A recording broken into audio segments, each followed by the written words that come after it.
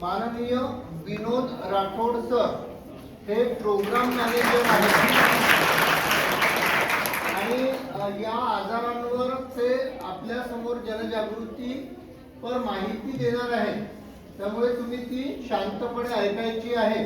आणि सावित्री ज्योतिराव समाजकार्य महाविद्यालय यवतमाळचे विद्यार्थी पण आपल्या समोर आलेले आहेत आणि ते आपल्या समोर एक पथनाट्य सादर करणार आहेत. या सर्वांचं मी आपल्या अभ्यंकर कन्या शाळेतर्फे या ठिकाणी हार्दिक स्वागत करतो. आणखी याच संस्थेचे माननीय परशुराम कडू सर CEO आहेत, तर त्यांचं पण या ठिकाणी हार्दिक स्वागत.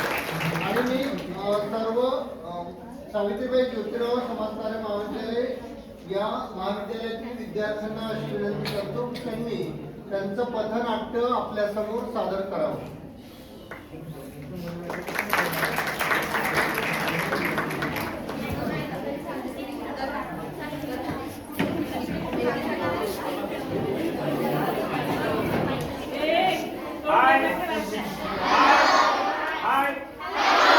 आवाज नाही येत आहे, माझाच आवाज जास्त मोठा आहे तुमच्यापेक्षा. हाय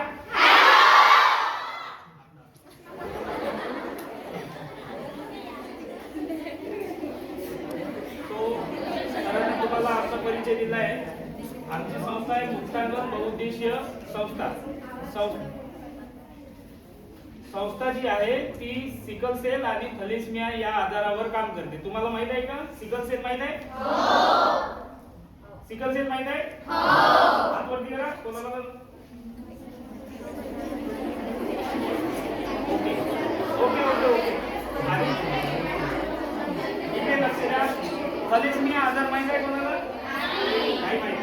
ठीक आहे.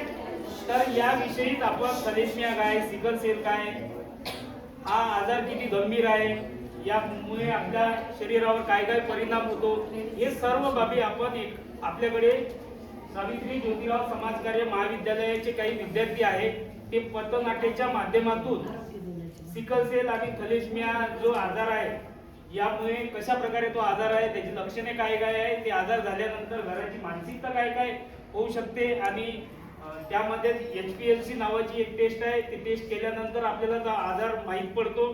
या प्रकारे आपण सर्व जी माहिती आहे ती पथनाट्याच्या माध्यमातून बघणार आहोत. ठीक आहे. सो मी सावित्री ज्योतिराव समाजकार्य महाविद्यालयाच्या विद्यार्थ्यांना असा इथे आमंत्रित करतो की त्यांनी पथनाट्य करावं.